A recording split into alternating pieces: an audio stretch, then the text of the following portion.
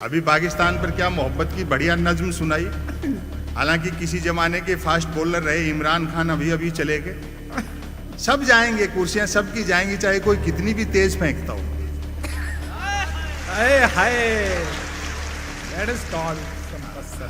जब जंगल में आग लगती है तो न तो वो बरगद बचते हैं जो हवा को आंधी में बदलते हैं, और न वो बांस बच पाएंगे जो आपसी रगड़ से चिंगारी पैदा करते हैं। मूल मुद्दों से ध्यान हटाने की बातें की जा रही हैं, और कुछ नहीं तो झटका और हलाल का ही मुद्दा, जबकि बकरे की कोई रजामंदी नहीं पूछ रहा। भाई तालियां कम थी, वाह जिंदाबाद। ऐसे कहते हैं व्यंग। वाह। जी रहे हो जिस कला का नाम लेकर। जानते हो मेरे गांव के कवि की पंक्ति है ये। राम अवतार त्यागी जहां मैं रहता हूं पिलखवा, उसी के पास डोरी के थे। आप सबकी तालियां मेरे पूर्वज के लिए उठें।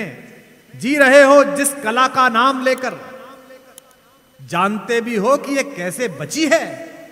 सभ्यता की जिस अटारी पर खड़े हो, वो हम ही बदनाम लोगों ने रची है।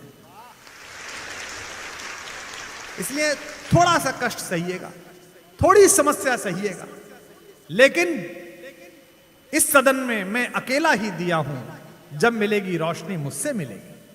हम आखिरी लोग हैं, हमें इसलिए स्वीकार कर लीजिए कि इसके बाद ये नस्ल खतरे में है। जैसे जवाई बाद में 3-3 घंटे बैठ के एक चीता ढूंढने निकलते हो ना, हम उसी शब्द के जंगल के वो शेर हैं जिनको पद्मश्रियां देकर आजकल कागजी बनाया जा रहा है। तो इसलिए हमारी हिम्मत बढ़ाए रखिए अपनी तालियों से, इसलिए हिम्मत बढ़ाए रखिए अपने समर्थन से। आपके आकाओं, आपके नेताओं, आपके राजनीतिक दलों, उनके खिलाफ भी अगर हम बोलें तो इसलिए हमें सुनते रहिएगा कि भगवान न करे कभी वो आपके विपरीत हुए, तब भी हम आपके साथ खड़े होकर उनके खिलाफ बोल रहे होंगे। इसी हिम्मत का एक नाम हिंदुस्तान में, इसी हिम्मत को लेकर पढ़ने वाले एक कवि, मेरे बहुत प्रिय मित्र और कवि सम्मेलन के पिछले 30 वर्षों के अनवरत साथी भाई संपत सरल से अनुरोध करता हूं कि वे कृपा पूर्वक आए। आप दोनों हाथ उठाकर जोरदार तालियों के साथ संपत जी का स्वागत करें। मीडिया के बंधु भी यहां बैठे हैं, माफी चाहते हैं आप लोगों से। हालांकि ये काम इनको करना चाहिए, लेकिन इनके मित्रों के, दोस्तों के हाथ में कुछ है ही नहीं। बेचारे ये यहां से लिख करके ले जाएंगे, वहां कुछ और छपेगा। तो इनकी गलती नहीं है। क्षेत्रीय पत्रकारिता आज भी अपना काम बहुत बढ़िया ढंग से कर रही है, चाहे वो प्रिंट की हो चाहे इलेक्ट्रॉनिक की हो, लेकिन ऊपर से जैसे आदेश मिलते हैं फिर उस हिसाब से हेर फेर हो जाती है। अखबार 3 चीजों के लिए पढ़े जा रहे हैं: बिजली कटौती, उठावना और राशिफल। वो धर्मयुग साप्ताहिक, हिंदुस्तान, दिनमान, सारिका, समय याद करो, नवभारत टाइम्स में किस तरह की खबरें राजेंद्र माथुर किससे कैसे संपादकीय लिखते थे। अब इनकी चलती नहीं भले लोगों की, वरना तो कल क्रांति हो जाएगी। पेन जेब में टांग दिया, कंधे पे कैमरा लगा दिया, हाथ पीछे बांध दिया। क्या बढ़िया बात कही है, वाह वाह वाह। हाथ पीछे बांध दिया। और हालात ऐसे हैं कि कार्टून भी नहीं छाप सकते हैं अपनी मर्जी का। हाँ। प्रधानमंत्री कदम ताल करते हैं तो मीडिया उसको मार्च पास्ट बताता है। कोई मूल मुद्दों की बात नहीं है, एक कैसेट बजा देते हैं। डीजल पेट्रोल हमारे हाथ में नहीं है, रुपया अंतरराष्ट्रीय कारणों से गिर रहा है, महंगाई बेरोजगारी के लिए कांग्रेस जिम्मेदार है, बाकी सारी समस्याएं नेहरू छोड़ गए, फिर भी कोई दिक्कत हो तो पाकिस्तान चले जाओ।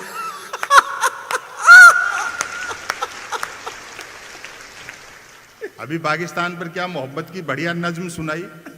हालांकि किसी जमाने के फास्ट बॉलर रहे इमरान खान अभी अभी चले गए। सब जाएंगे, कुर्सियां सबकी जाएंगी, चाहे कोई कितनी भी तेज फेंकता हो।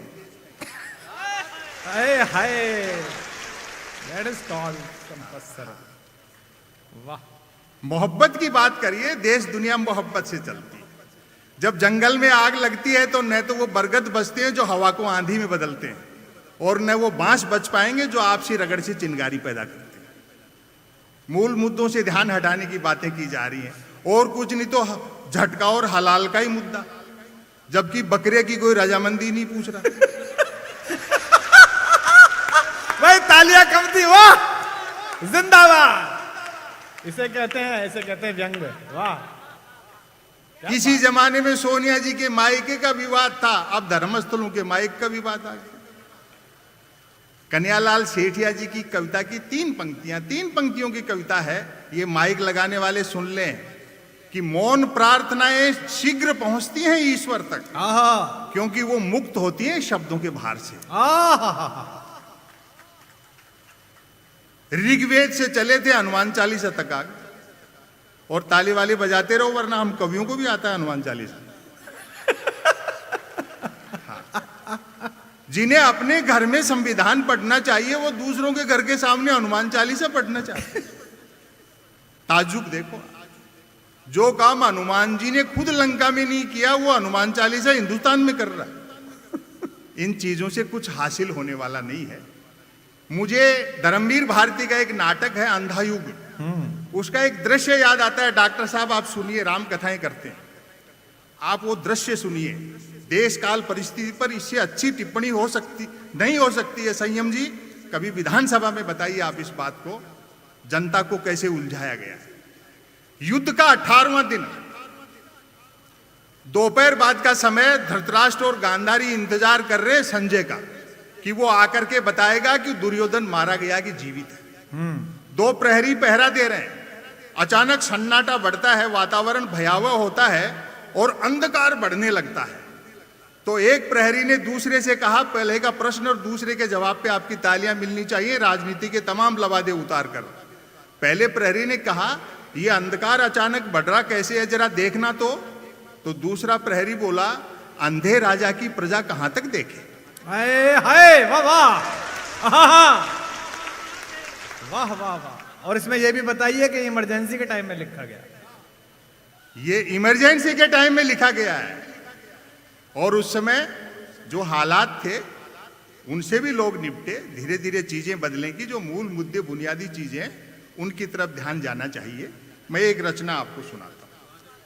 2 चीजें हैं, प्रशासन के लोग बैठे हैं, पूरा विश्व का नजारा आप देख लो।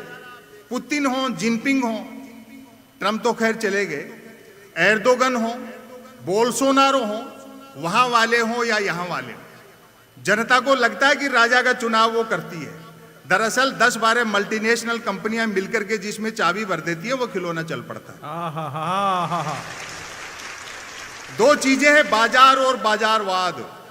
बाजार हर युग की जरूरत है, दोनों में अंतर यह है, बाजार का मतलब है जरूरत के हिसाब से चीजें बनाना, और बाजारवाद का मतलब है चीजें बना करके जरूरत पैदा करना। क्या बात है, वाह। वो चाहे किसी देश के चुनाव हो, चाहे किसी देश के ऊपर आक्रमण हो। आप क्या सोचेंगे, क्या पढ़ेंगे, वो भी कहीं और से तय हो रहा है।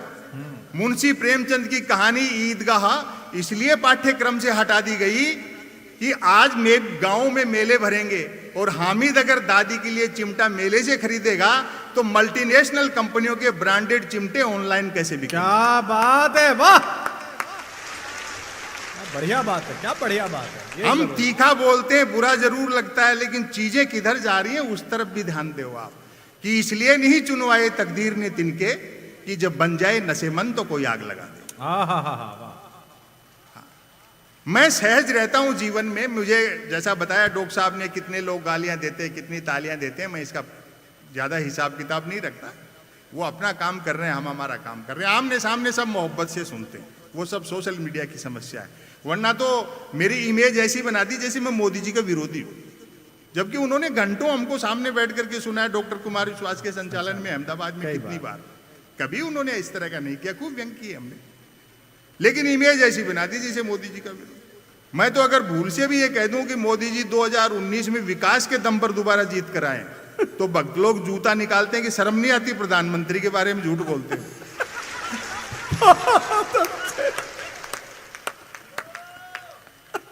मैं ऐसी हालातों से 2-4 होता रहता हूं। 2019 में जब चुनाव में बढ़त मिली हमारे आदरणीय मोदी जी को, तो मेरे पास एक गुजरात से फोन आया, सच्ची घटना है। बोले और सुनाओ क्या हालचाल है। मैं जान रहा था कि मैं व्यंग करता हूं, ये उस पर व्यंग करके जवाब दे रहा है। बोले और सुनाओ क्या हालचाल है। मैंने कहा हालचाल ठीक है, और सुनाने का पैसा लेते हैं। आप लोग भी उलझा मत करो, वो होमवर्क देने के लिए छोड़े हुए हैं, उलझो मत। फिर उसने दूसरी मिसाइल दागी, बोले फिर जीत रहे मोदी जी। मौका अच्छा, हमको भी नया नहीं लिखना पड़ेगा।